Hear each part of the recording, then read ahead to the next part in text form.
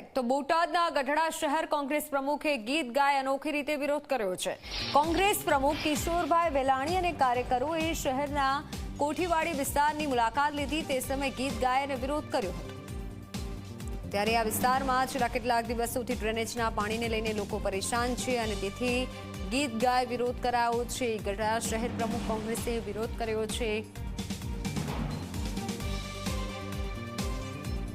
કોને કવ્યા ગઢડાની વાતું નથી રેવાતું હવે નથી રેવાતું આ ખાડા જોઈને કોને કહું મારા ગઢડાની વાત નથી રેવાતું હવે